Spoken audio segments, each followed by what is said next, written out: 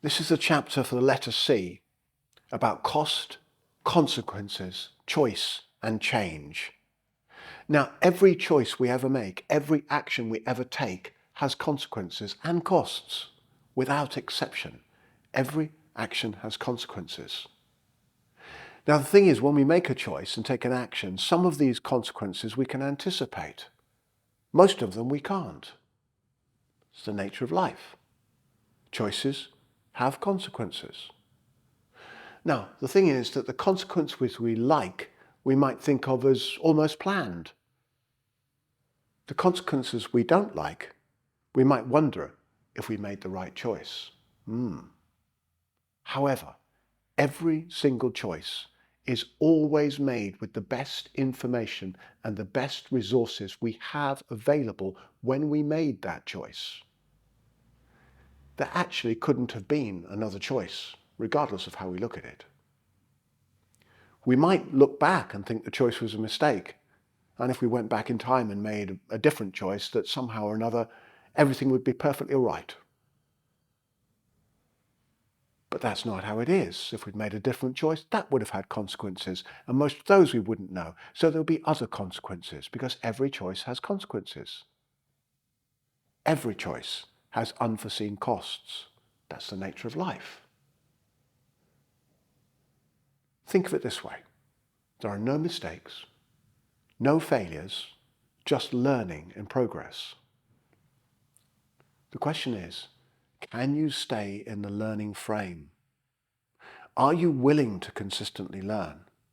Yes? Great. Then there are costs. There are consequences. The question is, are you willing to pay the costs? Are you willing to take the consequences is the question. Or are you willing to resist seeing the costs and consequences as good or bad? Stop seeing them as good or bad. Stop polarizing them through your filters of craving and aversion, and simply see them all as opportunities, natural outcomes of choice. Now, in Embody, we go beyond good and bad and the kinds of righteous and failure talk that go with those terms, and instead use the vision of skillful and unskillful. Skillful simply means that the majority of the outcomes of a choice serve you in your greater good and your development. And they also serve as many other people as possible in theirs.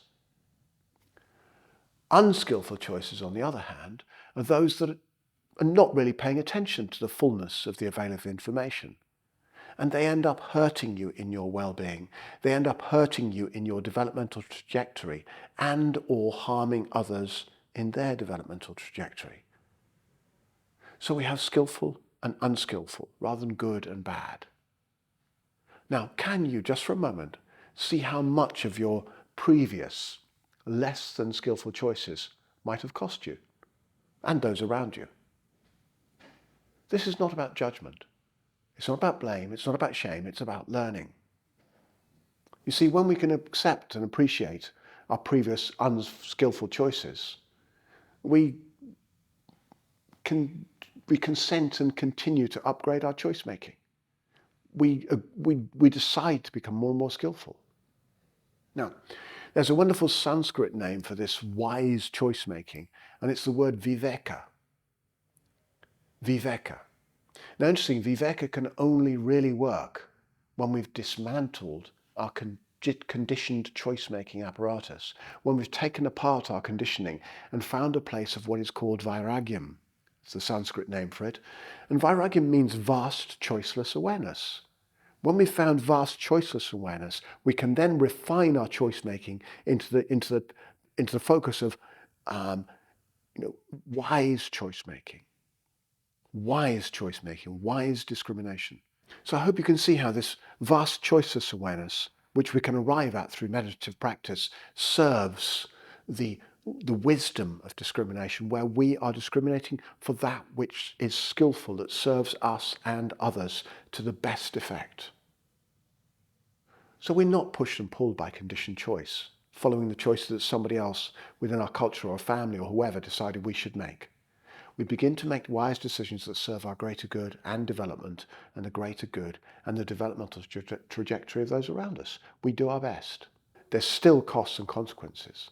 But if we can see and accept the costs of our previous unskillful choice making, we also have clear motivation for change, skillful and unskillful. Now, our embodied choice making includes us listening to our guts, listening to our heart, listening to our whole body ecology and all our relationships up to the 7th generation, so through time.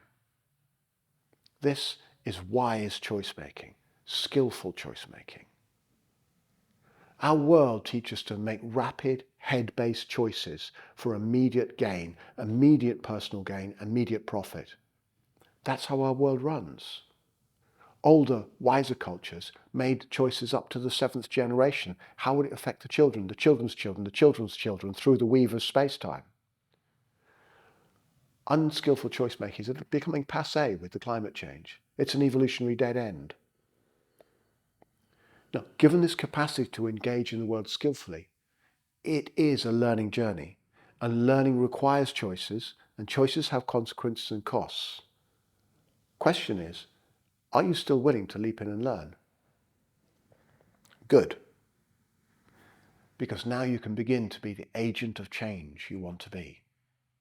You can really become the author of your own life, live to creative purpose, and create the creative change that you want to see in your life and in the world.